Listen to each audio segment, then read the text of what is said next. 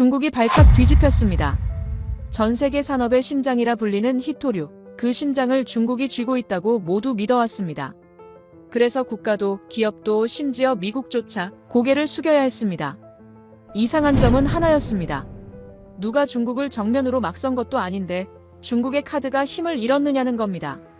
왜 일본은 15년을 준비하고도 흔들렸고 왜 미국은 2년 자립을 말하면서도 물러섰는지 지금부터 중국이 가장 숨기고 싶어하는 그 변화의 시작을 처음부터 차분히 그러나 분명하게 보여드리겠습니다. 히토류라는 단어를 처음 들으시는 분들도 계실 겁니다. 한자로 풀면 드문 흙이라는 뜻이에요. 그런데 이름과 달리 히토류는 그렇게 희귀한 게 아닙니다. 미국에도 있고 호주에도 있고 브라질에도 있어요. 러시아에도 엄청난 양이 묻혀 있고 인도에도 있습니다. 심지어 한국에도 소량 매장되어 있어요. 전 세계 곳곳에 널려 있는 자원입니다. 그런데 왜 중국만 90%를 독점하게 됐을까요? 이게 정말 이상하지 않습니까? 이걸 이해하려면 1980년대로 거슬러 올라가야 합니다. 당시 중국은 문화대혁명의 상처에서 막 벗어나고 있었어요. 10년간의 광기가 휩쓸고 지나간 자리에 남은 건 폐허뿐이었습니다. 산업 기반은 엉망이었고 교육체계는 무너졌고 기술력은 서방에 한참 뒤처져 있었죠. 덩샤오핑이 개혁 개방을 선언했지만 솔직히 중국이 세계 시장에서 내세울 게 별로 없었습니다. 값싼 노동력? 그건 동남아시아 국가들도 마찬가지였어요. 기술력? 일본이나 한국에 비할 바가 못 됐죠. 자본? 당연히 없었습니다. 그때 한 과학자가 덩샤오핑을 찾아갔어요. 중국 히토류의 아버지라 불리는 쉬광셴이라는 인물입니다. 그는 히토류 분리 정제 기술의 세계적 권위자였어요. 그가 덩샤오핑에게 이렇게 말했습니다. 히토류를 잡으면 미래를 잡을 수 있습니다. 지금은 별것 아닌 것처럼 보이지만 앞으로 모든 첨단 무기, 모든 전자기기에 이게 들어갈 겁니다. 군사장비, 항공기, 반도체, 전기차. 미래 산업의 핵심 원료가 될 겁니다. 덩샤오핑은 이 제안을 아주 진지하게 받아들였습니다. 다른 지도자였다면 코웃음 쳤을 수도 있어요. 당장 먹고 살기도 힘든데 무슨 히토류냐고. 하지만 덩샤오핑은 달랐습니다. 그는 100년 앞을 내다보는 전략가였어요. 1992년 덩샤오핑은 남순 강화 중에 역사적인 선언을 합니다. 중동에는 석유가 있고 중국에는 히토류가 있다. 이 한마디가 30년 뒤 세계 질서를 뒤흔들 씨앗이 될 줄은 그때 아무도 몰랐습니다. 서방 언론들은 이 발언을 대수롭지 않게 넘겼어요. 히토류가 뭔지도 모르는 기자들이 대부분이었으니까요. 중국의 전략은 아주 교묘했습니다. 단순히 많이 생산하는 게 목표가 아니었어요. 경쟁자를 완전히 죽이는 게 목표였습니다. 처음에 중국은 히토류를 헐값에 팔았어요. 믿기 어려우시겠지만 원가도 안 되는 가격으로 전 세계에 뿌렸습니다. 적자를 감수하면서요. 왜 그랬을까요? 미쳤을까요? 아니요, 철저한 계산이었습니다. 경쟁국의 히토류 산업을 고사시키려는 전략이었어요. 경제학에서 말하는 약탈적 가격 정책입니다. 단기간 손해를 보더라도 경쟁자를 시장에서 몰아내면 그 다음엔 독점 이익을 취할 수 있거든요. 실제로 효과가 있었습니다. 미국 캘리포니아에 있던 마운틴 패스 광산, 한때 세계 최대 히토류 생산지였던 그곳이 결국 문을 닫았어요. 1980년대만 해도 미국이 세계 히토류 생산량의 절반을 차지했습니다. 그런 미국이 중국산 저가 물량 앞에서 백기를 든 거예요. 채산성이 안 맞았거든요. 중국산이 너무 싸니까 아무리 해도 이윤이 안 남았습니다. 미국만 그런 게 아니었어요. 호주도 캐나다도 유럽도 하나둘 히토류 생산을 포기했습니다. 왜 비싸게 직접 만들겠습니까? 중국에서 싸게 사다 쓰면 되는데 시장 논리대로라면 당연한 선택이었죠. 그렇게 10년, 20년이 흐르면서 전 세계 히토류 공급망은 중국 한 곳으로 집중됐습니다. 광산만 중국에 집중된 게 아니에요. 정제시설, 가공시설, 관련 인력과 기술까지 전부 중국으로 몰렸습니다. 다른 나라들은 히토류를 다룰 줄 아는 엔지니어조차 사라져버렸어요. 그런데 여기서 한 가지 짚고 넘어가야 할 게 있습니다. 왜 다른 나라들은 중국처럼 싸게 못 만들었을까요? 기술 차이일까요? 아닙니다. 히토류 정제 기술은 그렇게 어려운 게 아니에요. 1950년대에 이미 개발된 기술입니다. 답은 간단해요. 환경오염 때문입니다. 히토류를 정제하는 과정은 상상을 초월할 정도로 지저분합니다. 히토류라는 게 뭔지 아셔야 이해가 되실 거예요. 히토류는 흙 속에 아주 적은 양이 섞여 있어요. 농도가 굉장히 낮습니다. 눈으로 봐서는 구분이 안 돼요. 그래서 히토류를 추출하려면 엄청난 양의 토양을 파헤쳐야 합니다. 그 다음이 문제예요. 그 흙에서 히토류만 골라내려면 강산과 독성 화학물질로 처리해야 합니다. 황산, 염산, 불산 같은 걸 대량으로 쏟아붓는 거예요. 이 과정에서 발생하는 폐수가 어마어마합니다. 히토류 1톤을 정제하면 폐수 2,000톤이 나온다는 분석도 있어요. 1톤 만들려고 2,000톤의 독극물을 쏟아내는 겁니다. 게다가 히토류 광석에는 토륨 같은 방사성 원소가 섞여 있습니다. 정제 과정에서 이게 분리되면서 방사성 폐기물이 나와요. 제대로 처리하려면 비용이 천문학적으로 들어갑니다. 미국이나 유럽에서 이런 짓을 하면 어떻게 될까요? 환경단체가 들고 일어납니다. 지역 주민들이 소송을 걸어요. 인허가 받는 데만 10년이 걸립니다. 설령 허가를 받더라도 환경 기준을 맞추려면 처리 비용이 엄청나게 들어가요. 경제성이 나올 수가 없습니다. 우리 미국만 해도 그래요. 네바다주에 엄청난 히토류가 매장돼 있습니다. 그런데 개발을 못하고 있어요. 왜인지 아십니까? 그 지역이 아메리카 원주민 아파치족의 신성한 땅이라서 그렇습니다. 환경단체와 원주민단체가 연합해서 반대하는 바람에 인허가가 안 나와요. 또 다른 사례도 있어요. 네바다의 리튬 광산 개발이 무산된 적이 있는데 이유가 뭔지 아십니까? 그 지역에만 서식하는 희귀한 메밀 종류가 있었어요. 먹지도 못하는 야생 메밀입니다. 그런데 그 메밀이 멸종될 수 있다는 이유로 광산 개발이 중단됐습니다. 민주주의 국가에서는 이런 일이 비일비재해요. 저는 이게 잘못됐다고 말하는 게 아닙니다. 환경을 지키는 건 중요하니까요. 하지만 결과적으로 이런 제약들이 서방 국가들의 히토류 산업을 묶어버린 건 사실입니다. 그런데 중국은 달랐어요. 내몽골 바오터우라는 도시가 있습니다. 인구 270만 명의 제법 큰 도시예요. 중국 히토류의 절반 이상이 이곳에서 나옵니다. 그래서 히토류의 세계 수도라고 불리죠. 그런데 이 도시 외곽 20km 지점에 가면 검은 호수라고 불리는 곳이 있습니다. 공식 명칭은 인공 폐기물 저수지예요. 히토류 정제 과정에서 나온 폐수와 슬러지, 각종 독극물이 모이는 곳이죠. 이 호수의 면적이 17제곱킬로미터입니다. 서울 여의도 면적의 6배가 넘어요. 거대한 독극물 저수지가 도시 코앞에 있는 겁니다. 바람이 불면 이 폐기물에서 나오는 유독가스가 도시 전체를 뒤덮습니다. 인근 지역 방사능 수치는 기준치의 10배에서 20배. 내부 자료에 따르면 바오터우 인근 마을 주민들은 10명 중 2명꼴로 암에 걸립니다. 특히 간암, 폐암, 갑상선암 발병률이 유난히 높아요. 기형아 출산이 끊이지 않습니다.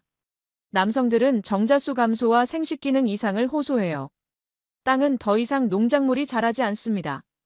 폐수가 지하수에 스며들어서 마실 물도 없어요. 농사를 지을 수 없으니 다른 생계 수단도 없습니다. 오염이 심하면 심할수록 주민들은 히토류 산업에 더 의존할 수밖에 없는 악순환이 반복됩니다. 히토류 공장에서 일하다 병들고 병들어도 다른 일자리가 없으니 또 공장으로 가는 거예요. 중국 정부는 바오터우 지역을 산업보호구역으로 지정하고 언론 접근을 철저히 차단했습니다.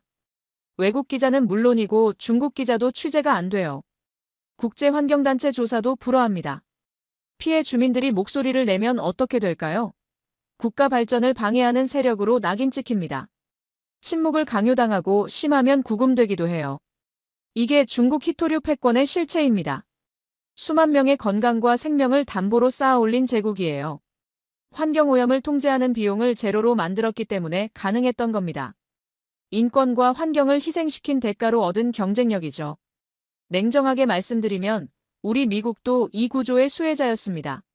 환경오염은 중국이 다 떠안고 우리는 싸고 깨끗한 히토류를 가져다 썼으니까요. 아이폰도 만들고 테슬라 전기차도 만들고 스텔스 전투기도 만들었습니다. 바오터우의 검은 호수가 어떻게 됐든 우리는 상관하지 않았어요. 전 세계가 공범이었던 겁니다. 그런데 2010년 상황이 완전히 달라졌습니다. 중국이 드디어 이 무기를 휘두르기 시작한 거예요. 2010년 9월 7일 동중국해에서 사건이 터졌습니다. 센카쿠 열도라고 아시죠? 일본은 센카쿠라고 부르고 중국은 다오위다오라고 부르는 작은 섬들입니다. 일본이 시료 지배하고 있지만 중국도 영유권을 주장하는 분쟁 지역이에요. 그날 이 해역에서 중국 어선과 일본 해상보안청 순시선이 충돌했습니다. 중국 어선 선장이 일본 순시선을 들이받은 거예요. 일본 해상보안청은 이 선장을 체포했습니다. 국내법에 따른 당연한 조치였죠. 그런데 중국의 반응이 심상치 않았습니다. 처음에는 외교적 항해 정도일 줄 알았어요. 대사 소환하고 언론에서 비난 성명 내고 그 정도면 끝날 줄 알았습니다. 과거에도 비슷한 충돌은 있었으니까요. 그런데 중국은 전혀 다른 카드를 꺼냈습니다. 히토류였어요. 공식 발표 없이 아무런 예고 없이 일본행 히토류 수출이 갑자기 막혔습니다. 세관에서 통관이 안 되기 시작한 거예요. 중국 정부는 공식적으로는 부인했습니다. 행정 절차상의 지연일 뿐이라고요. 하지만 모두가 알고 있었어요. 이건 보복이라는 걸. 일본 기업들은 패닉에 빠졌습니다. 당시 일본의 중국 히토류 의존도가 얼마였는지 아십니까? 90%를 넘었어요. 사실상 전량을 중국에서 가져오고 있었던 겁니다. 도요타가 비상이 걸렸습니다. 하이브리드차 프리우스에 들어가는 모터, 거기에 네오디뮴 자석이 필수예요. 이게 없으면 프리우스를 만들 수 없습니다. 혼다, 닛산, 마쓰다, 스바루 전부 마찬가지였어요. 자동차만이 아니었습니다. 소니, 파나소닉, 캐논, 니콘. 일본이 자랑하던 전자업체들 전부가 발이 묶였어요. 카메라 렌즈에 히토류가 들어가고 디스플레이에 들어가고 하드디스크에 들어가고 배터리에 들어갑니다. 에어컨 압축기에도 스피커에도 전부 히토류예요. 일본 산업 전체가 멈출 위기에 처했습니다. 저는 그때 펜타곤에서 이 상황을 실시간으로 지켜보고 있었습니다. 솔직히 충격이었어요. 세계 3위 경제대국 일본이 고작 히토류 때문에 이렇게 쉽게 무너질 수 있다니. 일본 정부 내부에서는 아수라장이 벌어졌다고 합니다. 경제산업성은 기업들 항해 전화에 불이 났고 외무성은 중국과 물밑 협상을 시작했어요. 정치권에서는 중국에 강경 대응해야 한다는 목소리와 일단 선장부터 석방하자는 목소리가 충돌했습니다. 결과가 어떻게 됐을까요? 2주 만에 일본이 백기를 들었습니다. 일본 검찰은 중국인 선장을 처분 보류로 석방했어요. 법적으로 따지면 기소조차 못하고 그냥 풀어준 겁니다. 일본 국내법을 어긴 사람을 자국 영토에서 체포했는데 중국 압박에 못 이겨 풀어준 거예요. 사실상 외교적 굴복이었습니다. 그날 일본 언론들은 난리가 났어요. 굴욕적 패배라는 헤드라인이 쏟아졌습니다. 일본 국민들 사이에서 정부를 향한 분노가 들끓었죠. 하지만 선택의 여지가 없었어요. 히토류가 끊기면 일본 경제가 멈추니까요. 저는 그날 밤 펜타곤 사무실에서 보고서를 작성했습니다. 제목이 아직도 기억나요. 히토류, 21세기의 석유, 중국의 비밀무기. 저는 이 보고서에서 미국도 같은 상황에 처할 수 있다고 경고했습니다. 우리 의존도도 80%가 넘었으니까요. 지금 당장 대책을 세우지 않으면 우리도 일본처럼 당할 수 있다고 썼어요. 보고서는 국방부 장관실까지 올라갔습니다. 그런데 워싱턴은 귀를 기울이지 않았어요. 일본 일이지 우리 일이 아니라고 생각했던 겁니다. 중국이 설마 미국한테도 그러겠어? 그런 아니란 생각이 지배적이었죠.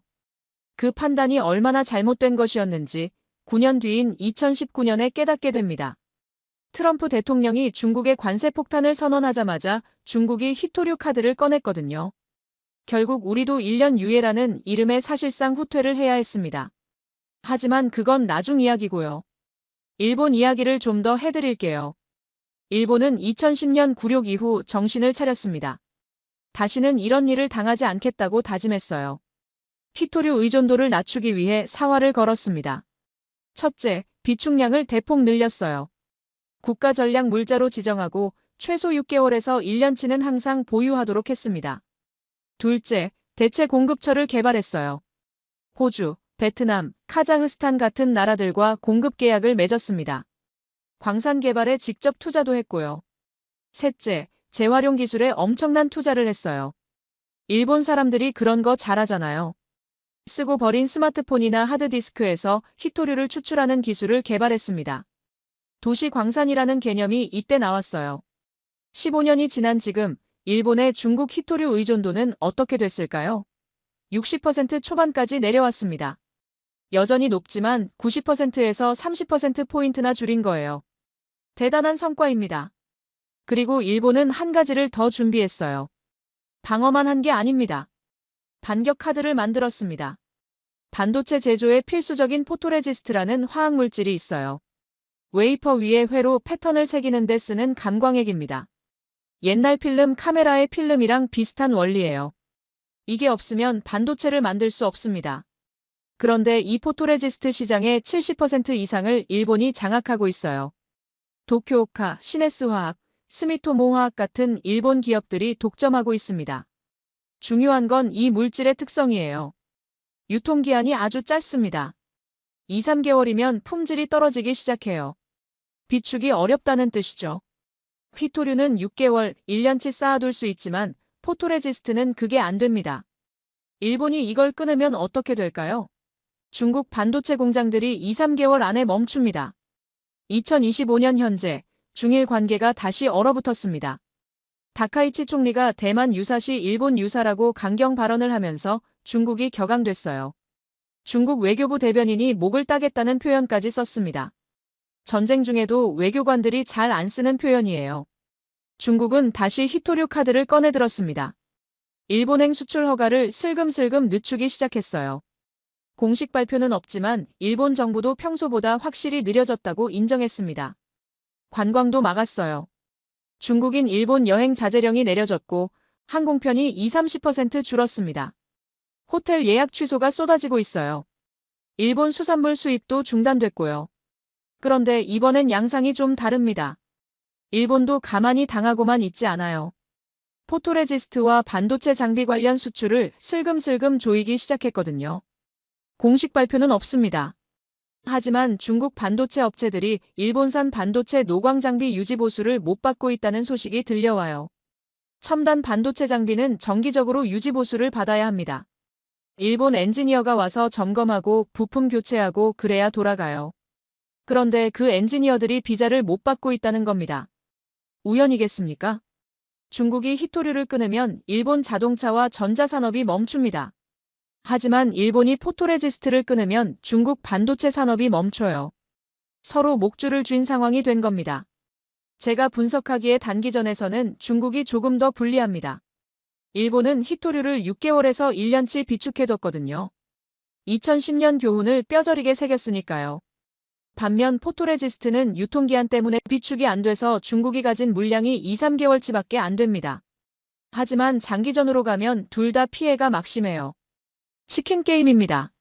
그래서 아마 물밑에서 협상이 진행되고 있을 거예요. 둘 다 극단적 상황은 원하지 않으니까. 그런데 여기서 주목해야 할 나라가 있습니다.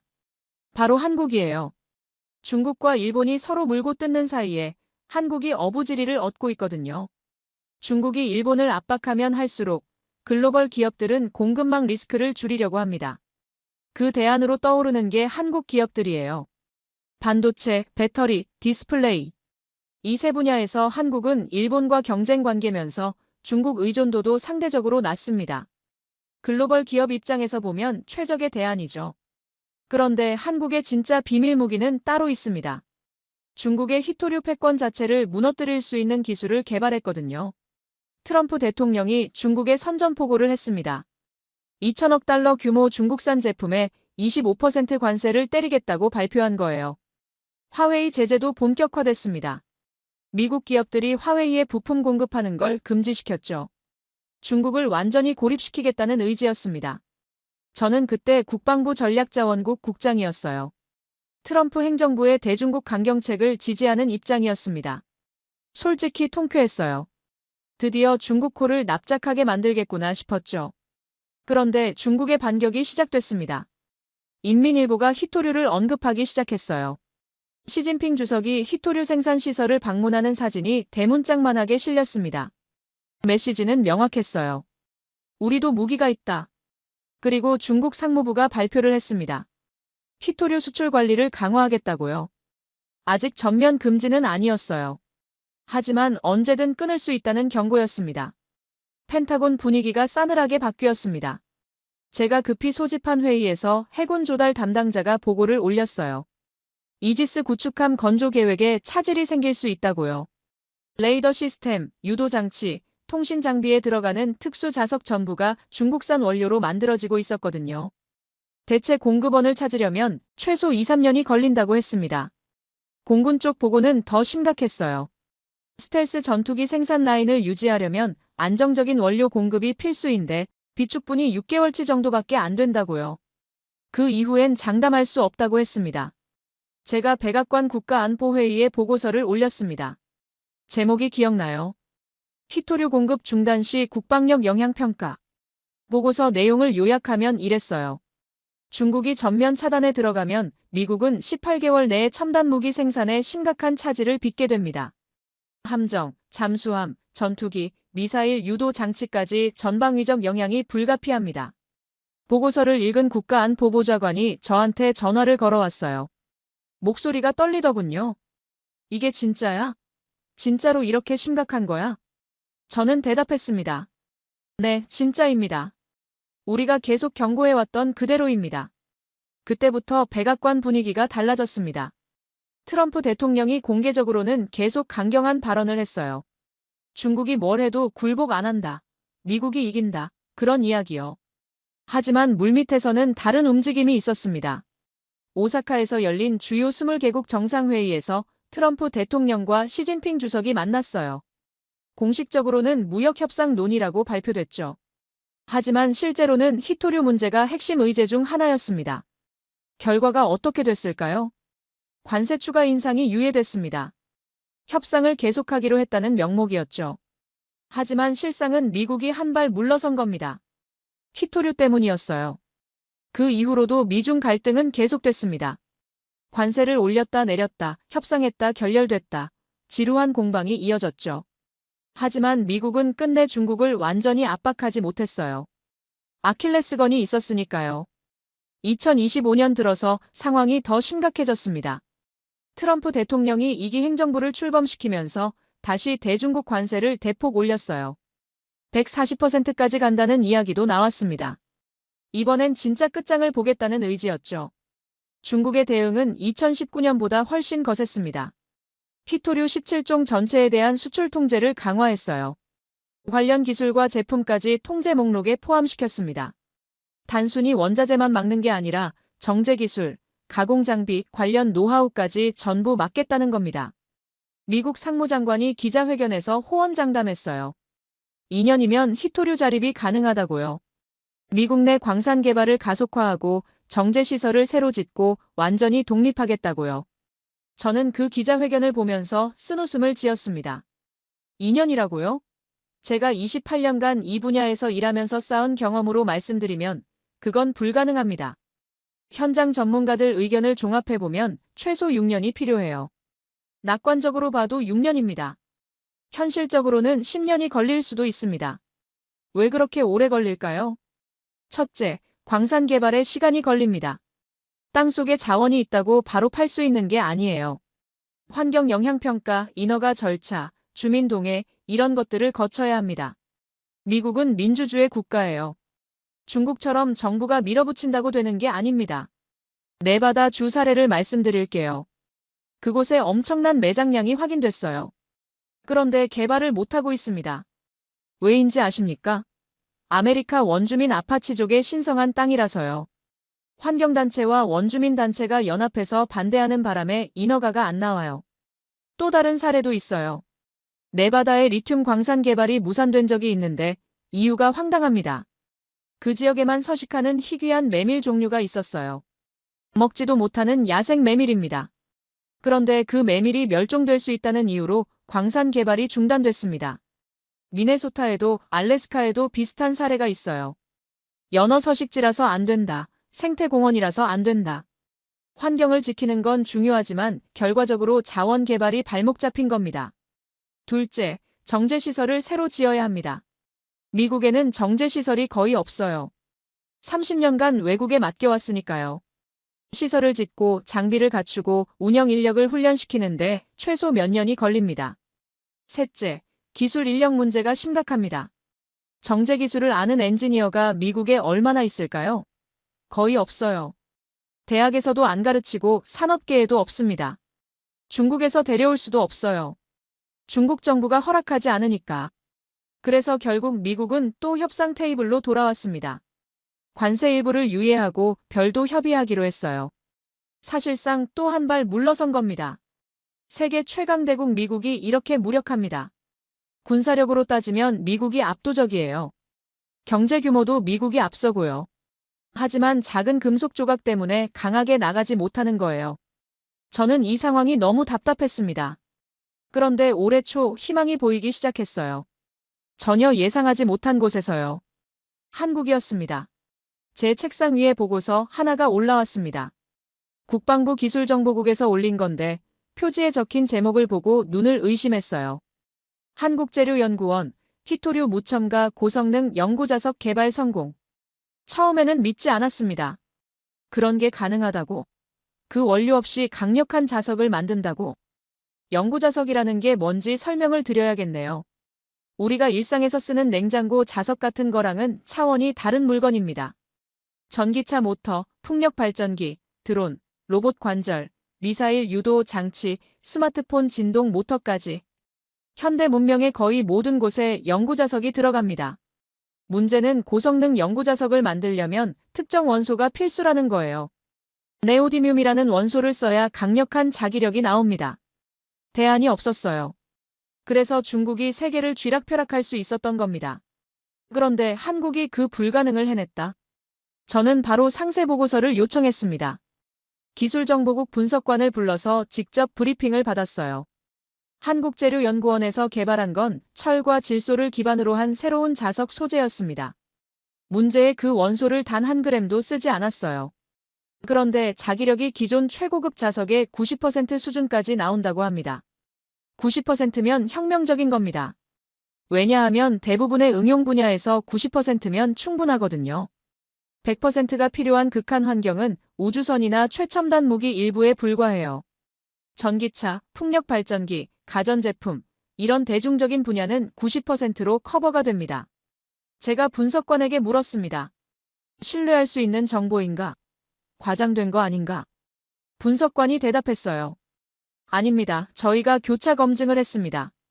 한국 정부 공식 발표이고 기술 논문도 국제학술지에 게재됐습니다. 일본과 독일 연구팀에서도 관심을 보이며 협력 문의를 했다고 합니다. 실제로 작동하는 기술입니다. 저는 흥분을 감출 수 없었습니다. 이게 뭘 의미하는지 이해하십니까? 중국이 30년간 쌓아온 제국이 한순간에 무너질 수도 있다는 뜻입니다. 대체 기술이 나오면 중국의 무기가 사라지는 거예요. 물론 아직 넘어야 할 산이 있습니다. 가장 큰 문제는 양산 비용이에요. 연구실에서 만드는 것과 공장에서 대량 생산하는 건 완전히 다른 문제거든요. 현재 이 기술로 자석을 만들면 기존 제품보다 비용이 높다고 합니다. 당장은 경쟁력이 부족하다는 뜻이죠. 하지만 기술이라는 게 원래 그래요. 처음에는 비싸다가 점점 싸집니다. 반도체가 그랬고, 태양광 패널이 그랬고, 배터리가 그랬어요. 규모의 경제가 작동하기 시작하면 비용은 급격히 떨어집니다. 한국 정부도 이걸 알고 있는 것 같아요. 한국재료연구원의 대규모 추가 투자가 결정됐다는 소식이 들려왔습니다. 양산 기술 개발에 올인하겠다는 거죠. 제가 주목한 건 또 있어요. 한국의 전략적 위치입니다. 한국은 반도체, 배터리, 디스플레이 분야에서 세계 최정상급 경쟁력을 갖고 있습니다. 메모리 반도체 시장을 한국 기업들이 장악하고 있고요. 전기차 배터리 시장에서도 중국 업체들과 치열하게 경쟁하고 있습니다. 이 분야들 전부 특수 자석이 필요합니다. 한국도 중국 의존도가 높아요. 그래서 한국 정부가 대체 기술 개발에 사활을 걸었던 겁니다. 남의 손에 목줄이 쥐어져 있으면 언제 조여질지 모르니까요. 그리고 한국에는 또 하나의 강점이 있어요. 기술을 산업화하는 능력입니다. 한국은 연구실 기술을 공장으로 끌어내는데 탁월한 나라예요. 반도체가 그랬고 배터리가 그랬습니다. 원천 기술은 미국이나 일본에서 나왔는데 그걸 대량 생산해서 세계 시장을 장악한 건 한국이에요. 이번에도 마찬가지가 될 수 있습니다. 한국이 양산에 성공하면 전 세계가 한국에서 사게 될 거예요. 중국산 대신에요. 그렇게 되면 어떤 일이 벌어질까요? 중국의 패권이 무너집니다. 30년간 환경을 파괴하고 주민들 건강을 희생시키며 쌓아온 제국이 한국 기술 하나에 와르르 무너질 수 있어요. 실제로 중국도 긴장하고 있는 것 같습니다. 중국 과학원에서 나온 보고서를 입수했는데요. 거기에 이런 내용이 있었어요. 대체 기술이 상용화되면 중국의 글로벌 시장 점유율이 2035년에 30%, 2040년에는 23%까지 떨어질 수 있다고요.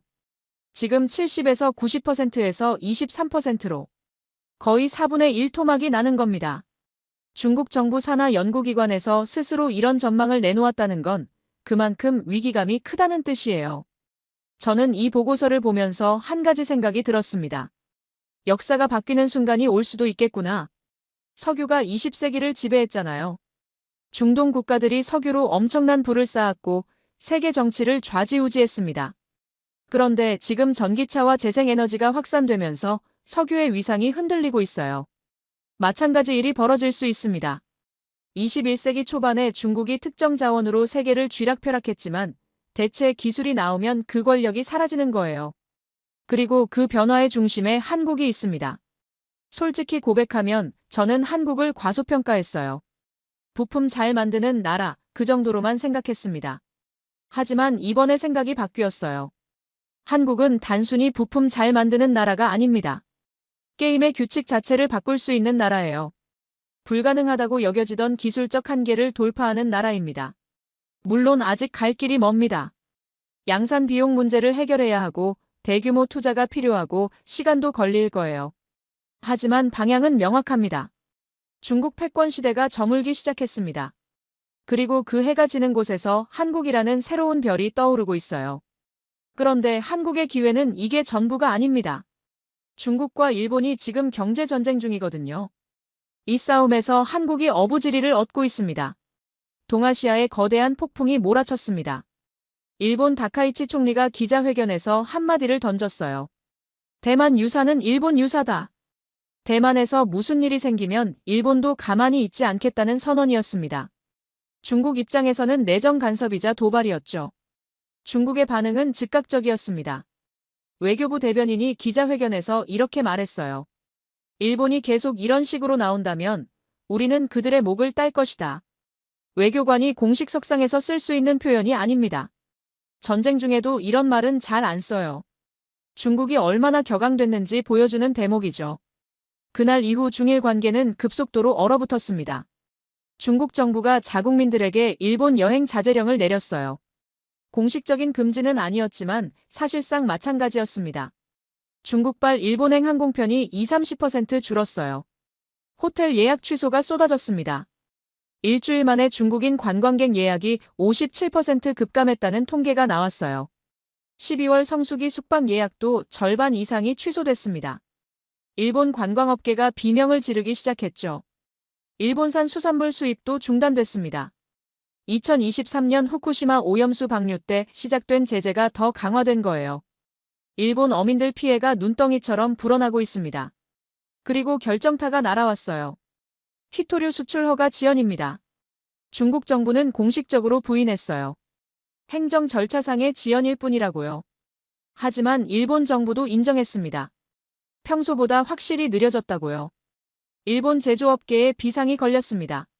아까 말씀드렸듯이 일본이 15년간 의존도를 낮춰왔지만 여전히 60% 이상을 중국에서 가져오고 있거든요. 절반 넘는 물량이 흔들리면 산업 전체가 타격을 입습니다. 토요타, 혼다, 닛산. 일본 자동차 업계가 긴장하고 있어요. 소니, 파나소닉, 캐논. 전자업계도 마찬가지입니다. 공급이 조금만 지연돼도 생산 라인에 차질이 생기니까요. 그런데 일본도 가만히 당하고만 있지 않았습니다. 반격 카드를 꺼냈어요. 제가 앞에서 말씀드렸죠. 일본은 2010년 굴욕 이후 반격 카드를 준비했다고요. 그게 바로 포토레지스트입니다. 반도체 제조 핵심 소재인 포토레지스트 시장의 70% 이상을 일본이 장악하고 있어요. 그리고 이건 비축이 안 됩니다. 유통기한이 2~3개월밖에 안 되거든요. 일본이 뭘 했느냐고요? 공식 발표는 없었습니다. 하지만 중국 반도체 업체들이 비명을 지르기 시작했어요. 일본산 반도체 장비 유지 보수가 안 된다는 겁니다. 부품 교체도 안 되고 일본 엔지니어 비자도 안 나온다고요. 중국이 최첨단 반도체 장비는 이미 못 쓰고 있어요. 네덜란드 기업의 극자 외선 노광 장비가 수출 금지됐거든요. 그래서 차선책으로 일본산 심자 외선 장비를 쓰고 있는데 그것마저 유지보수가 안 되면 공장이 멈춥니다. 지금 중국과 일본은 서로 목줄을 쥔 상태예요. 중국이 히토류를 끊으면 일본 자동차와 전자산업이 멈춥니다. 일본이 포토레지스트와 장비 유지보수를 끊으면 중국 반도체 산업이 멈춰요. 치킨 게임입니다. 누가 먼저 꺾이느냐? 제가 분석하기에 단기전에서는 중국이 조금 더 불리해요. 일본은 2010년 교훈을 뼈저리게 새겼거든요. 전략 물자 비축을 철저히 해뒀습니다. 반면 포토레지스트는 유통기한 때문에 비축 자체가 불가능합니다. 하지만 장기전으로 가면 양쪽 다 피해가 막심해요. 그래서 아마 물밑 협상이 진행되고 있을 겁니다. 양쪽 다 극단적 상황은 피하고 싶으니까요. 그런데 여기서 주목해야 할 게 있습니다. 이 싸움에서 한국이 어부지리를 얻고 있어요. 어떻게 그렇게 됐느냐고요? 설명해 드리겠습니다. 글로벌 기업들 입장에서 생각해 보세요. 중국이랑 거래하면 언제 물량이 끊길지 모릅니다. 일본이랑 거래해도 마찬가지예요. 중일 갈등이 격화되면 양쪽 다 리스크가 있는 거죠. 그러면 대안이 뭘까요? 한국입니다. 반도체, 배터리, 디스플레이. 이 세 분야에서 한국은 세계 최정상급 경쟁력을 갖고 있어요. 일본과 경쟁 관계면서 중국 의존도도 상대적으로 낮습니다. 애플을 예로 들어볼게요. 애플은 아이폰에 들어가는 디스플레이를 삼성과 LG에서 조달합니다. 배터리도 한국 기업들한테 많이 받아요. 반도체는 대만 TSMC가 주력이지만 삼성전자도 중요한 파트너입니다. 중일 갈등이 격화되면 애플 입장에서 한국 의존도를 더 높이는 게 합리적인 선택이에요. 리스크 분산 차원에서요. 테슬라도 마찬가지입니다. 테슬라 전기차에 들어가는 배터리 상당량을 한국 기업들이 공급하고 있어요. 중국 업체들도 공급하고 있지만 지정학적 리스크 때문에 한국 비중을 늘리려는 움직임이 있습니다. 실제로 데이터가 이걸 뒷받침해요. 중일 갈등이 시작된 이후 한국 배터리 3사의 수주 문의가 급증했다는 소식이 들려왔습니다. 반도체 쪽도 마찬가지예요. 삼성전자와 SK하이닉스에 대한 글로벌 기업들의 관심이 높아지고 있습니다. 조선업은 더 노골적이에요. 지금 미국이 해군력 증강에 열을 올리고 있거든요. 중국 견제를 위해서요.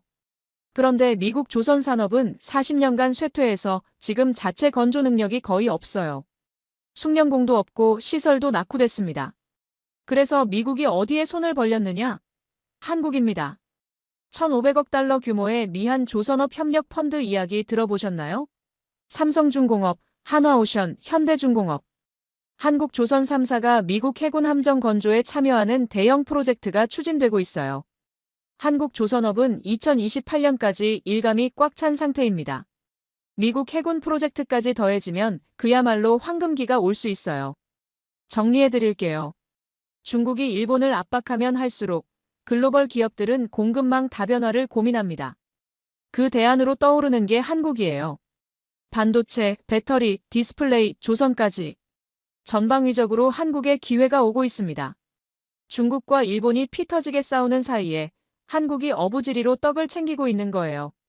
그런데 여기서 한 가지 짚고 넘어가야 할 게 있습니다. 어부지리만으로는 부족해요. 운 좋게 얻은 기회는 운 나쁘게 사라질 수도 있거든요. 한국이 진짜로 도약하려면 자체 경쟁력이 있어야 합니다. 남들이 싸우든 말든 상관없이 한국을 선택할 수밖에 없는 이유가 있어야 해요. 그리고 한국은 그걸 갖추기 시작했습니다. 다음 챕터에서 말씀드릴 건데요. 미국과 일본이 한국에 러브콜을 보내기 시작했어요. 그것도 아주 적극적으로요. 올해 5월, 저는 한국을 방문했습니다. 공식적인 이유는 민간 연구소 컨퍼런스 참석이었어요. 하지만 진짜 목적은 따로 있었습니다. 한국재료연구원의 신기술을 직접 확인하고 싶었거든요. 창원에 있는 한국재료연구원을 찾아갔습니다. 연구소 규모가 생각보다 크더군요. 최신 장비들이 즐비했고 연구원들 눈빛이 살아있었어요. 활기가 느껴지는 곳이었습니다. 연구 책임자를 만났어요. 50대 초반으로 보이는 조용한 인상의 과학자였습니다. 제가 물었어요. 정말로 히토류 없이 고성능 자석을 만든 겁니까? 네, 만들었습니다. 철과 질소 기반 신소재입니다. 기존 네오디뮴 자석 대비 90% 성능을 달성했고 지금은 95%까지 끌어올리는 연구를 진행 중입니다. 제가 핵심을 물었습니다. 양산이 가능합니까? 비용은요? 그의 대답이 인상적이었어요. 지금 당장은 기존 제품보다 비용이 높습니다. 하지만 3년 내에 동등한 수준까지 낮출 수 있다고 봅니다. 5년이면 더 싸게 만들 수 있을 겁니다. 저희가 배터리 기술 발전에서 배운 게 있거든요. 규모의 경제가 작동하면 비용은 기하급수적으로 떨어집니다. 저는 솔직히 감탄했습니다. 연구실에서 성공하는 것과 양산하는 것은 완전히 다른 문제거든요. 그런데 이 사람들은 이미 양산 로드맵까지 그려놓고 있었어요. 단순한 과학자가 아니라 산업화를 이해하는 엔지니어들이었습니다. 그가 덧붙였어요. 그리고 한 가지 더 있습니다. 저희 기술은 환경오염이 거의 없습니다. 기존 방식처럼 독성 화학물질을 대량으로 쓸 필요가 없어요. 이건 비용 문제를 떠나서 중요한 장점입니다. 저는 그 순간 깨달았어요. 이 기술이 갖는 진짜 의미를요. 중국이 왜 이 시장을 독점할 수 있었습니까? 환경오염을 감수했기 때문이에요. 다른 나라들은 환경 규제 때문에 경쟁이 안 됐죠. 그런데 한국 기술은 애초에 환경오염이 없습니다. 그러면 미국에서도 유럽에서도 어디서든 공장을 지을 수 있어요. 환경 규제에 걸릴 이유가 없으니까. 이건 단순한 기술 개발이 아닙니다. 게임의 규칙 자체를 바꾸는 거예요. 한국을 떠나기 전에 흥미로운 소식을 들었습니다. 미국 에너지부에서 한국재료연구원과 협력 논의를 시작했다고요. 일본 경제산업성에서도 접촉이 있었답니다. 독일 프라운호퍼 연구소에서도 관심을 보였고요. 전 세계가 한국 기술에 주목하기 시작한 겁니다. 저도 워싱턴에 돌아와서 보고서를 올렸어요. 제목은 이랬습니다. 한국 신기술의 전략적 가치 미국의 대응 방안. 보고서 핵심 내용은 간단했어요. 한국과 손잡아야 한다. 우리 미국은 히토류 자립에 최소 6년에서 10년이 걸립니다. 그동안 중국에 계속 끌려다닐 수밖에 없어요. 하지만 한국 기술을 도입하면 시간을 대폭 단축할 수 있습니다. 한국이 양산에 성공하면 우리가 그걸 사면 됩니다. 직접 만들 필요가 없어요. 아니면 한국과 합작해서 미국 내에 공장을 지을 수도 있습니다. 어떤 방식이든 중국 의존도를 빠르게 낮출 수 있습니다. 이 보고서가 백악관까지 올라갔다고 들었어요. 반응이 좋았답니다. 실제로 움직임이 시작됐습니다. 미국 에너지부 차관이 한국을 방문했어요. 표면적으로는 청정에너지 협력 논의라고 발표됐지만 실제로는 신소재 기술 협력이 핵심 의제였다고 합니다. 미국 국방부에서도 관심을 보이고 있어요. 아까 말씀드렸듯이 미국 첨단 무기에는 특수자석이 필수입니다. 중국에 의존하는 현 상황이 국가 안보 위협이거든요. 한국 기술이 대안이 될 수 있습니다. 일본도 움직이고 있어요. 일본은 솔직히 자존심이 상할 만한 상황입니다. 소재 기술 강국이라고 자부해왔는데 이번에는 한국에 뒤처졌으니까요. 하지만 자존심보다 실리가 중요하죠. 일본 경제산업성에서 한국재료연구원과 협력 논의를 시작했습니다. 일본 기업들도 관심을 보이고 있어요. 혼다, 도요타 같은 자동차 업체들이 한국 신기술 적용 가능성을 검토 중이라고 합니다. 왜 일본이 한국과 손을 잡으려 할까요? 간단해요. 중국이 무섭기 때문입니다. 일본도 중국 의존도가 60%예요. 지금 중일 갈등 때문에 그 의존도가 얼마나 위험한지 뼈저리게 느끼고 있습니다. 한국 기술이 상용화되면 그 의존도를 확 낮출 수 있어요. 더 흥미로운 건 유럽의 반응입니다. 유럽연합도 중국 의존도를 낮추려고 안간힘을 쓰고 있거든요. 특히 독일은 자동차 산업이 핵심이라 특수 자석 수급 문제에 민감합니다. 독일 프라운호퍼 연구소에서 한국재료연구원과 공동 연구를 제안했다고 해요.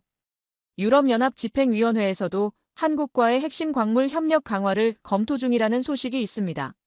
정리해드릴게요. 미국, 일본, 유럽. 선진국들이 한국에 러브콜을 보내고 있습니다. 그것도 동시다발적으로요. 왜 그럴까요? 한국이 가진 세 가지 무기 때문입니다. 첫째, 대체 기술.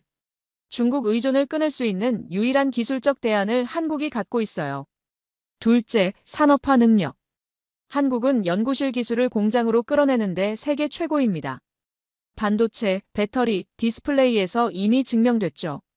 셋째, 지정학적 안정성. 한국은 미국의 동맹국이에요. 중국처럼 언제 적으로 돌변할지 모르는 나라가 아닙니다. 일본처럼 역사적 앙금이 있는 나라도 아니고요. 글로벌 기업 입장에서 가장 안전한 파트너입니다. 이 세 가지가 합쳐지니까 한국의 가치가 급상승하는 거예요. 저는 솔직히 부러웠습니다. 미국은 자원도 풍부하고 기술력도 있지만 히토류 자립에는 10년이 걸려요. 환경 규제, 주민 반대, 숙련공 부족. 이런 문제들 때문에요. 그런데 한국은 자원이 없는 나라예요. 히토류 한 톨도 안 나옵니다. 그런데도 기술 하나로 이 판을 뒤집으려 하고 있어요. 자원이 없으면 기술로 승부한다. 이게 한국식 생존 전략인 것 같습니다. 그리고 그 전략이 지금 먹히기 시작했어요. 물론 아직 갈 길이 멉니다. 양산에 성공해야 하고 비용도 낮춰야 하고 품질도 검증받아야 해요. 쉬운 일이 아닙니다. 하지만 방향은 명확합니다. 그리고 한국은 그 방향으로 전속력으로 달리고 있어요. 중국은 지금 무슨 생각을 하고 있을까요? 30년간 쌓아온 제국이 흔들리기 시작했으니까요. 가만히 있을 리가 없습니다. 중국의 반응과 대응에 대해 말씀드리겠습니다. 올해 6월 흥미로운 보고서가 제 손에 들어왔습니다. 중국 과학원에서 작성한 내부 문건이었어요. 정식 발표 자료가 아니라 내부 검토용으로 만들어진 것이었습니다. 어떤 경로로 입수됐는지는 말씀드리기 어렵지만 내용은 확실히 검증됐습니다. 제목이 이랬어요. 히토류 산업 중장기 경쟁력 분석 및 대응 방안. 중국 정부 산하 최고 연구기관에서 자국 산업의 미래를 분석한 문건입니다. 거기에 적힌 내용을 보고 저는 눈을 의심했어요. 2035년 전망 글로벌 시장 점유율 30% 이하로 하락 예상. 2040년 전망 23% 수준까지 추락 가능성. 지금 7, 90%를 차지하고 있는데 15년 뒤에는 23%가 된다고요. 4분의 1 토막이 나는 겁니다. 중국 스스로 이런 전망을 내놓았다는 게 충격적이었어요. 보통 정부 기관 보고서는 자국 산업에 대해 낙관적으로 분석하잖아요. 설령 문제가 있어도 도전이 있지만 극복 가능하다 이런 식으로 쓰는 게 관례입니다. 그런데 이건 완전히 반대였어요. 거의 자기 비판, 아니 자기 고백 수준이었습니다. 보고서는 위기 요인을 세 가지로 분석했습니다. 첫째, 대체 기술의 등장입니다. 한국재료연구원의 기술을 직접 언급하더군요. 히토류 무첨가 고성능 자석이 상용화되면 시장 판도가 완전히 바뀔 수 있다고 경고했습니다. 보고서에 이런 문장이 있었어요. 한국의 기술 발전 속도가 예상보다 빠르다. 초기에는 실험실 수준의 성과로 치부했으나 최근 데이터를 보면 양산 기술 개발이 상당히 진전됐다. 비용 문제가 해결되면 3, 5년 내에 시장 잠식이 시작될 수 있다. 중국이 한국 기술을 얼마나 경계하는지 보여주는 대목입니다. 처음에는 무시했다가 이제는 심각하게 받아들이고 있는 거예요. 그 아래에 더 흥미로운 분석이 있었습니다. 한국 기술의 가장 위협적인 점은 성능이 아니다. 환경 친화성이다. 우리의 생산 방식은 환경 오염을 전제로 한다. 그래서 다른 나라에서 따라할 수 없었다. 하지만 한국 기술은 환경 오염이 거의 없다. 이것은 어디서든 공장을 지을 수 있다는 뜻이다. 우리의 유일한 경쟁 우위가 사라지는 것이다. 이 문장을 읽는 순간 저는 무릎을 쳤습니다. 핵심을 정확히 짚었더군요. 중국이 30년간 시장을 독점할 수 있었던 진짜 이유는 기술력이 아니었어요. 환경오염을 감수할 수 있었기 때문입니다. 다른 나라들은 환경 규제 때문에 경쟁이 안 됐죠. 그런데 한국 기술은 그 룰 자체를 바꿔버리는 겁니다. 둘째 위기 요인은 공급망 다변화입니다. 미국, 일본, 유럽, 호주. 이 나라들이 중국 의존도를 낮추기 위해 사력을 다하고 있어요. 자체 광산 개발, 재활용 기술 투자, 대체 공급선 확보. 사방에서 탈중국 움직임이 일어나고 있습니다. 보고서는 이렇게 분석했어요. 과거에는 경제성 때문에 탈중국이 어려웠다. 우리 제품이 압도적으로 쌌기 때문이다. 하지만 지금은 상황이 달라졌다. 지정학적 리스크가 경제성보다 중요해졌다. 선진국들은 비용이 더 들더라도 공급망을 다변화하려 한다. 이 추세는 되돌리기 어렵다. 냉정한 분석입니다. 중국 스스로 자기들의 무기화 전략이 역효과를 낳고 있다는 걸 인정한 거예요. 실제로 데이터가 이를 뒷받침합니다. 2010년 일본의 히토류 수출을 끊었을 때 어떻게 됐습니까? 일본이 의존도를 90%에서 60%로 낮췄어요. 2019년 미국을 압박했을 때는요. 미국이 자체 광산 개발에 나섰습니다. 중국이 무기를 휘두를 때마다 상대방은 탈중국에 더 매진하게 되는 겁니다. 보고서에 재미있는 비유가 있었어요. 히토류 무기화는 칼과 같다. 한번 휘두르면 상대에게 상처를 줄 수 있다. 하지만 휘두를 때마다 칼날이 무뎌진다. 그리고 상대는 점점 더 두꺼운 갑옷을 입게 된다. 중국 학자가 쓴 문장이라고 믿기 어려울 정도로 솔직한 자기 분석이었습니다. 셋째 위기 요인은 환경 문제의 부메랑입니다. 이 부분이 제일 흥미로웠어요. 중국이 히토류 시장을 독점할 수 있었던 건 환경 오염을 감수했기 때문이에요. 바오터우의 검은 호수, 주민들의 건강 피해, 이런 걸 묵인하면서 싸게 생산한 거죠. 그런데 그게 이제 한계에 부딪히고 있답니다. 보고서에 따르면 바오터우 지역 환경 오염이 더 이상 통제 불가능한 수준에 이르렀다고 해요. 지하수 오염이 주변 농경지까지 퍼졌고 주민 건강 피해가 심각해지면서 내부 불만이 커지고 있답니다. 구체적인 수치도 있었어요. 바오터우 인근 마을 5곳을 조사했는데 지하수에서 기준치의 15배가 넘는 중금속이 검출됐답니다. 농작물 재배가 불가능해진 면적이 매년 3%씩 늘어나고 있고요. 주민 이주 요구도 증가하고 있는데 정부가 감당할 수 있는 수준을 넘어서고 있다고 합니다. 중국 정부가 아무리 언론을 통제해도 정보는 새어나가요. 스마트폰과 소셜미디어 시대에 완벽한 통제는 불가능합니다. 바오터우 주민들이 올린 영상이나 사진이 간간히 외부로 유출되고 있어요. 국제사회의 비판도 거세지고 있습니다. 특히 유럽에서 목소리가 높아요. 유럽 기업들이 중국산 히토류를 쓰면서 우리는 친환경 기업입니다 라고 홍보하는 게 위선 아니냐는 비판이 나오고 있거든요. 유럽 소비자들 사이에서 피해 히토류라는 표현까지 등장했다고 합니다. 이런 압박이 거세지면 중국도 환경 기준을 강화할 수밖에 없어요. 그런데 환경 기준을 강화하면 어떻게 될까요? 생산 비용이 올라갑니다. 그러면 가격 경쟁력이 떨어져요. 중국의 최대 무기가 사라지는 겁니다. 보고서는 이렇게 결론을 내렸어요. 현재의 생산 방식을 유지하면 환경 문제로 지속 가능성이 위협받고 환경 기준을 강화하면 가격 경쟁력을 잃는다. 어느 쪽을 선택해도 위험하다. 우리는 30년간 누려온 독점적 지위의 종말을 준비해야 할 수도 있다. 진퇴양난이라는 겁니다. 저는 이 보고서를 읽으면서 역사의 아이러니를 느꼈습니다. 중국은 30년간 환경을 희생시켜서 제국을 쌓았어요. 수만 명의 건강과 생명을 담보로 세계를 지배했죠. 그런데 이제 그 대가를 치르기 시작한 겁니다. 환경을 파괴해서 얻은 경쟁력은 영원하지 않았어요. 오히려 발목을 잡는 족쇄가 되고 있습니다. 단기적 이익을 위해 장기적 지속 가능성을 포기한 대가를 치르는 거죠. 그리고 한국은 정반대 길을 가고 있어요. 한국 기술은 환경 오염이 거의 없습니다. 처음부터 깨끗하게 설계됐어요. 그래서 지속 가능합니다. 어디서든 공장을 지을 수 있고 규모를 확대해도 환경 문제가 생기지 않아요. 더러운 방식으로 쌓은 제국 그리고 깨끗한 기술로 만든 대안. 장기적으로 누가 이길까요? 답은 명확해 보입니다. 중국 정부도 이걸 알고 있어요. 그래서 초조해하는 겁니다. 보고서 마지막에 대응 방안이 적혀 있었는데요. 몇 가지 흥미로운 제안이 있었습니다. 첫째, 대체 기술 자체 개발입니다. 한국이나 일본의 기술을 따라잡아야 한다는 내용이에요. 자체 연구개발에 투자를 대폭 늘리고 필요하면 해외 기술을 도입하거나 인재를 영입하라고 했습니다. 솔직히 말씀드리면 이건 쉽지 않을 거예요. 중국이 기술력이 부족한 건 아닙니다. 오히려 많은 분야에서 앞서 있죠. 하지만 대체 기술 개발에는 시간이 걸려요. 한국이 이미 몇 년 앞서 나가고 있는 상황에서 따라잡기가 쉽지 않습니다. 더 큰 문제는 인센티브예요. 중국 기업들 입장에서 굳이 대체 기술을 개발할 이유가 없거든요. 기존 방식으로도 돈을 벌고 있으니까요. 새로운 기술에 투자하는 건 리스크입니다. 정부가 밀어붙여도 기업들이 따라올지 의문이에요. 둘째, 가공기술 고도화입니다.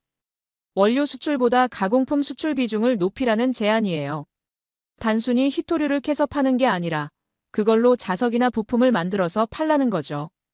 부가가치를 높여서 수익을 유지하겠다는 전략입니다. 이것도 한계가 있어요. 가공 기술은 일본이나 한국도 갖고 있거든요. 중국만의 독점 영역이 아닙니다. 게다가 대체 기술이 상용화되면 가공품 시장 자체가 줄어들어요. 히토류가 필요 없어지면 히토류로 만든 가공품도 필요 없어지는 거잖아요. 셋째, 수출 통제 강화입니다. 이건 좀 위험한 제안이에요. 히토류를 더 강하게 무기화하라는 겁니다. 필요하면 수출을 완전히 끊어서 상대국을 압박하라고요. 특히 대체 기술을 개발하는 나라들에 대해서는 선제적으로 제재를 가해야 한다는 의견도 있었습니다. 하지만 이건 양날의 검입니다. 지금도 중국이 히토류를 무기화할 때마다 역풍을 맞고 있어요. 아까 말씀드렸듯이 무기를 휘두를 때마다 칼날이 무뎌지는 거죠. 더 강하게 무기화하면 어떻게 될까요? 탈중국 움직임이 더 빨라질 거예요. 대체 기술 개발에 더 많은 투자가 몰릴 겁니다. 단기적으로는 효과가 있을지 몰라도 장기적으로는 자충수가 됩니다. 보고서 작성자들도 이걸 알고 있는 것 같았어요. 수출 통제 강화 방안 옆에 이런 주석이 달려 있었거든요. 단기 효과는 있으나 장기적 역효과 우려. 신중한 접근 필요. 특히 한국에 대한 제재는 역효과가 클 수 있음. 한국은 미국의 핵심 동맹국이며 제재 시 미국의 개입을 초래할 가능성 높음. 중국 내부에서도 의견이 갈리고 있다는 뜻입니다. 강경파는 더 세게 압박하자고 하고 온건파는 역효과를 우려하고 있는 거죠. 넷째, 국제협력 강화입니다. 이건 좀 의외의 제안이었어요. 히토류를 무기로 쓰지 말고 오히려 협력의 도구로 쓰자는 겁니다. 안정적인 공급을 보장해서 신뢰를 쌓고 장기 계약을 통해 고객을 묶어두자는 전략이에요. 논리적으로는 맞는 말입니다. 하지만 지금까지 중국이 해온 행동과 완전히 반대 방향이에요. 이미 여러 번 무기화해서 신뢰가 바닥인 상황에서 갑자기 협력하자고 하면 누가 믿겠습니까? 저는 이 보고서를 보면서 확신이 생겼어요. 중국의 히토류 패권은 이미 균열이 시작됐습니다. 30년간 쌓아온 제국이 흔들리고 있어요. 제국이 무너지기 시작할 때 제국의 주인은 가장 먼저 그걸 느낍니다. 외부에서는 아직 견고해 보여도 내부에서는 균열이 보이기 시작하거든요. 지금 중국이 딱 그 상태입니다. 그리고 그 균열을 만든 건 누구입니까? 한국입니다. 물론 미국, 일본, 호주도 각자의 방식으로 노력하고 있어요. 하지만 진짜 게임 체인저는 한국의 대체 기술입니다. 이게 상용화되면 중국의 무기가 완전히 무력화돼요. 중국도 이걸 알고 있습니다. 보고서에서 한국을 가장 많이 언급한 게 그 증거예요. 미국이나 일본보다 한국을 더 경계하고 있는 겁니다. 작은 나라 한국이 거대한 중국을 긴장시키고 있어요. 자원 한 톨 없는 나라가 자원 부국의 패권을 위협하고 있습니다. 이게 기술의 힘입니다. 그렇다면 앞으로 세계는 어떻게 바뀔까요? 중국의 시대가 저물면 누가 그 자리를 차지할까요? 마지막 말씀드리겠습니다. 저는 미국 국방부에서 일하면서 수많은 변화를 봐왔습니다. 1991년 소련의 붕괴를 봤어요. 70년간 미국과 세계를 양분했던 초강대국이 한순간에 무너지는 걸 목격했습니다. 냉전이 끝나고 미국 1급 체제가 시작됐죠. 2001년 9.11 테러를 봤습니다. 테러와의 전쟁이 시작됐고 미국은 20년간 중동에서 수렁에 빠졌어요. 그 사이 중국이 조용히 부상했습니다. 2008년 금융위기를 봤어요. 미국 경제가 흔들리는 동안 중국은 세계의 공장으로 자리 잡았습니다. G2 시대가 열렸죠. 2018년부터는 미중 패권 경쟁을 보고 있습니다. 관세 전쟁, 기술 전쟁, 그리고 지금의 히토류 전쟁까지. 세계 질서가 몇 번이나 뒤바뀌는 걸 목격했습니다. 그런데 지금 일어나고 있는 변화는 그 어떤 것보다 근본적일 수 있어요. 자원 패권에서 기술 패권으로의 전환입니다. 20세기를 지배한 건 석유였습니다. 중동 국가들이 석유로 엄청난 부를 쌓았고 세계 정치를 좌지우지했어요. 미국이 중동에 그토록 개입한 것도 석유 때문이었습니다. 걸프전, 이라크전, 전부 석유와 관련이 있었죠. 21세기 초반을 지배한 건 히토류였습니다. 중국이 이 자원으로 세계를 쥐락펴락했어요. 미국도 일본도 유럽도 중국 앞에서 고개를 숙여야 했습니다. 관세 전쟁에서 미국이 밀린 것도 센카쿠 분쟁에서 일본이 굴복한 것도 히토류 때문이었어요. 그런데 이제 그 판이 바뀌려 하고 있습니다. 대체 기술이 등장했기 때문이에요. 석유도 그랬어요. 한때 석유 없이는 세상이 돌아가지 않을 것 같았잖아요. 그런데 지금은 어떻습니까? 전기차가 빠르게 보급되고 있고 태양광과 풍력 발전이 확산되고 있어요. 석유의 위상이 흔들리고 있습니다. 사우디를 보세요. 세계 최대 산유국이 왜 그렇게 경제 다각화에 열을 올리겠습니까? 네옴시티 같은 초대형 프로젝트를 왜 추진하겠어요? 석유만으로는 미래가 불안하기 때문입니다. 석유 시대의 종말이 다가오고 있다는 걸 그들도 알고 있어요.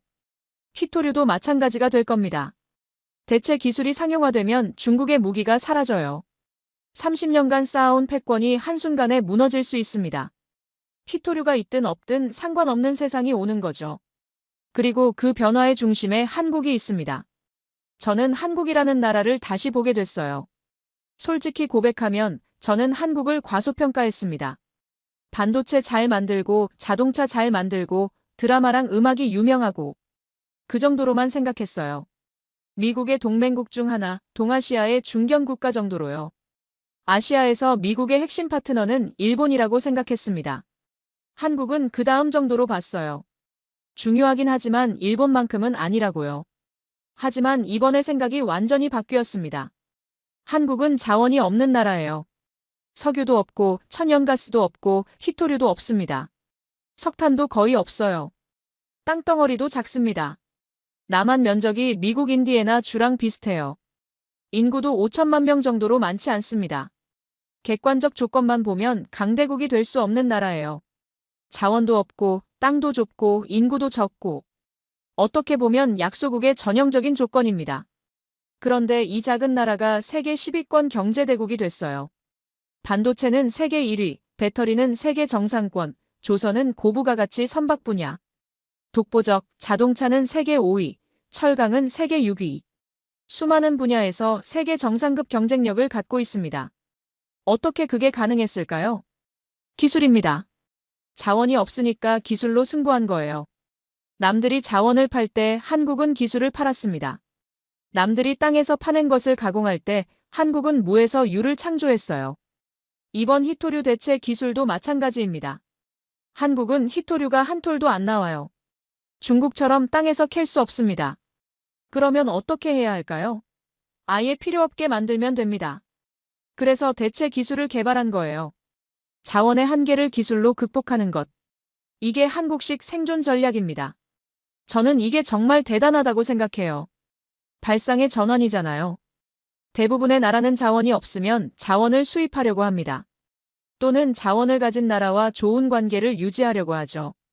수동적인 접근이에요. 자원 보유국에 끌려다니는 구조입니다. 그런데 한국은 다르게 생각했어요. 자원이 없다고? 그러면 자원이 필요 없는 기술을 만들면 되지. 공급자에게 휘둘리지 말고 아예 게임의 규칙을 바꿔버리자. 이런 발상이 어디서 나왔을까요? 저는 한국의 역사에서 그 답을 찾았습니다. 한국은 역사적으로 강대국들 사이에 끼어 있었어요. 중국, 일본, 러시아. 이 거대한 나라들 사이에서 살아남아야 했습니다.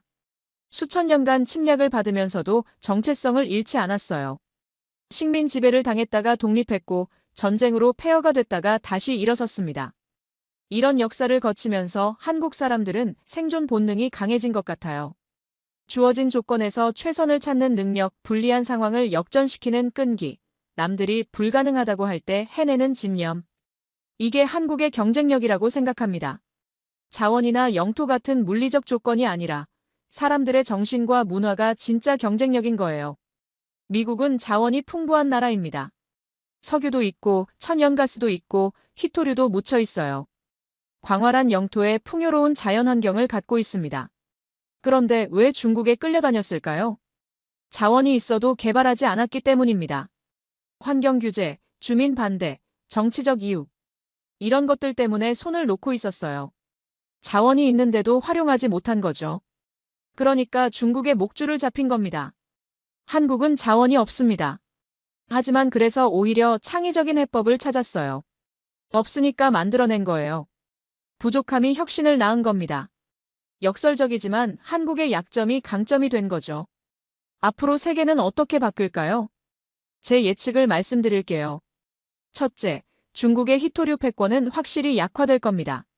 당장 내일은 아니에요. 기술이 상용화되고 양산이 안정되고 가격 경쟁력이 생기려면 시간이 필요합니다. 하지만 5년, 10년 후에는 확실히 달라질 거예요. 중국 스스로도 2040년에 점유율이 23%까지 떨어질 수 있다고 전망했잖아요. 그 예측이 정확히 맞든 틀리든 간에 하락 추세는 분명합니다. 중국의 독점 시대는 끝나가고 있어요.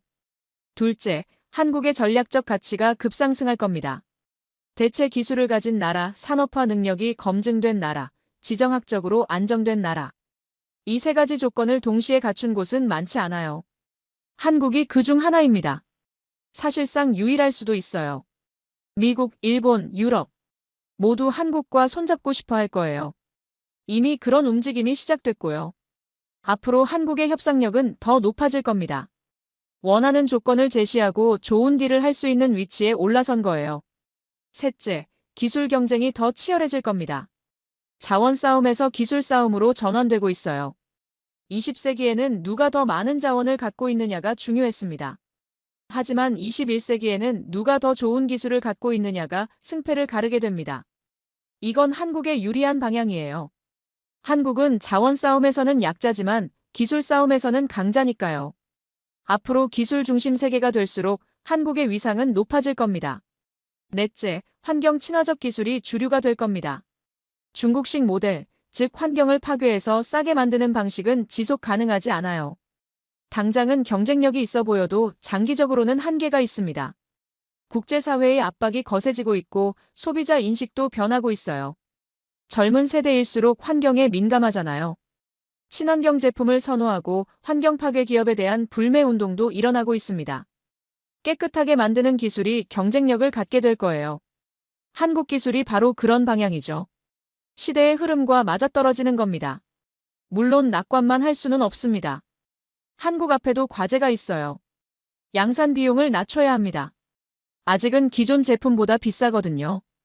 연구실에서 만드는 것과 공장에서 대량 생산하는 건 완전히 다른 문제예요. 3년에서 5년 안에 경쟁력 있는 가격을 만들어야 합니다. 그렇지 않으면 기술이 있어도 시장을 잡을 수 없어요. 정부 투자가 지속돼야 합니다. 이 기술이 꽃을 피우려면 시간이 필요해요. 정권이 바뀌어도 경제가 어려워져도 투자가 끊기면 안 됩니다. 장기적인 시각으로 밀어붙여야 해요. 정치적 이유로 방향이 바뀌면 모든 게 수포로 돌아갈 수 있습니다. 인력 양성도 중요합니다. 좋은 기술이 있어도 그걸 다룰 사람이 없으면 소용없어요. 젊은 연구자들이 이 분야에 뛰어들어야 합니다. 대학에서 관련 학과를 키우고 기업에서 좋은 대우를 해야 인재가 모입니다. 글로벌 협력도 필요해요. 혼자서 다 하려고 하면 안 됩니다. 미국, 일본, 유럽과 협력해서 기술을 발전시키고 시장을 키워야 해요. 표준을 선점하는 것도 중요합니다. 하지만 저는 한국이 해낼 거라고 믿습니다. 왜냐고요? 한국은 항상 그래왔으니까요. 1970년대에 한국이 반도체를 하겠다고 했을 때 세계가 비웃었어요. 가난한 농업국가가 무슨 반도체냐고요. 그런데 지금 한국은 메모리 반도체 세계 1위입니다. 1990년대에 한국이 자동차를 수출하겠다고 했을 때 선진국들이 코웃음 쳤어요. 품질이 안 된다고요.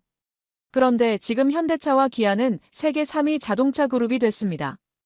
2000년대에 한국 배터리 회사들이 일본을 따라잡겠다고 했을 때 불가능하다고 했어요. 일본이 원천 기술을 다 갖고 있다고요. 그런데 지금 한국 배터리 3사가 글로벌 시장을 선도하고 있습니다. 될 리 없다고 했던 것들을 한국은 계속 해냈어요. 이번에도 다르지 않을 겁니다. 마지막으로 한 가지만 더 말씀드릴게요. 저는 미국 사람입니다. 평생 미국을 위해 일했어요. 미국이 세계 최강대국으로 남기를 바랍니다. 미국의 안보와 번영이 제 삶의 목표였습니다. 하지만 솔직히 인정해야 할 건 인정해야죠. 이번 히토류 문제에서 미국은 한국에 뒤처졌습니다. 우리는 자원이 있었는데도 개발하지 않았어요. 기술이 있었는데도 투자하지 않았습니다. 정치적 이유로, 환경적 이유로, 경제적 이유로 손을 놓고 있었죠. 그 결과 중국의 목줄을 잡혔습니다. 세계 최강대국이라면서 작은 금속 조각 때문에 협상에서 밀렸어요. 한국은 자원이 없었지만 기술로 돌파구를 찾았어요. 정부와 연구기관이 협력해서 불가능해 보이는 걸 해냈습니다. 그 결과 세계가 주목하는 위치에 올라섰습니다. 저는 이게 부럽습니다. 미국도 배워야 해요. 한국처럼 할 수는 없겠지만 한국의 접근법에서 배울 건 배워야 합니다. 자원에 안주하지 말고 기술에 투자해야 해요. 정치적 논쟁에 시간 낭비하지 말고 실질적인 해법을 찾아야 합니다. 동맹국이 강해지는 건 미국에도 좋은 일이에요. 한국이 중국 의존에서 벗어나고 세계 공급망에서 중요한 역할을 하면 미국 안보에도 도움이 됩니다. 중국을 견제하는 데 있어서 강한 한국은 미국의 자산이에요. 그래서 저는 한국의 성공을 진심으로 응원합니다. 중국이 30년간 쌓아온 히토류 제국, 그 제국의 균열을 만든 한국의 기술, 그리고 이제 시작되는 새로운 세계 질서. 저는 많은 변화를 봐왔지만 지금 일어나고 있는 이 변화가 가장 흥미롭습니다. 역사의 전환점에 서 있는 느낌이에요. 한국이 어디까지 갈 수 있을지 두 눈 크게 뜨고 지켜보겠습니다. 작은 나라의 큰 도전. 자원 없는 나라의 기술혁명. 이건 단순히 히토류 이야기가 아닙니다. 인류가 한계를 극복하는 이야기이고 불가능을 가능으로 바꾸는 이야기예요. 그 이야기의 주인공이 한국이라는 게 저는 정말 대단하다고 생각합니다. 여러분, 이게 바로 대한민국의 저력입니다. 자원 하나 없는 나라가 기술 하나로 전 세계 산업의 판을 흔들고 있습니다. 대한민국 기술력이라고 댓글 남겨주시면 대한민국에 큰 힘이 됩니다.